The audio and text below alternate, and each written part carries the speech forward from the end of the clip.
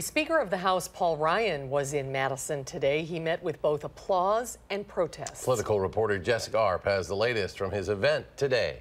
After getting an award here in Madison, Speaker Paul Ryan answered questions about a possible major employer in Wisconsin and reaction to the House's plan to repeal and replace the Affordable Care Act. Please welcome my good friend Paul Ryan for the Distinguished Citizenship Award in 2017. Janesville Congressman Paul Ryan was honored by the Southern Wisconsin region of the Boy Scouts for his work in the state, and he offered advice to the group on civility. Sometimes we're so passionate about an idea or an issue, we just disagree with people who oppose us. It's funny, I just ran into some of those people as I was coming over here today. Protesters outside showed their concerns about health care. A recent Marquette poll showed some 60% of people in Wisconsin want to either keep or fix the law rather than repeal it.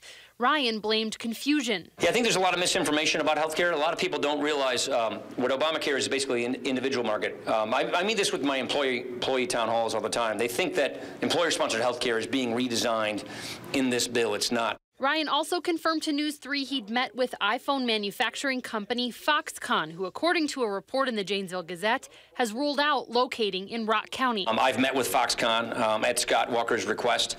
There is a great potential there for a lot of good jobs to come to Wisconsin, and we're having those kinds of conversations with Foxconn so that we could do that. And I'm just not going to speculate as to what the rationale for where they're planning to go. But the Walker administration has been working very closely with us, the federal delegation, and with Foxconn to try and find them a good fit. But are you worried that could have been a major employer? Well, it still could be. Congress is back in session next week, where Ryan says work will resume on health care and tax reform. In Madison, Jessica Arp, WISC News 3.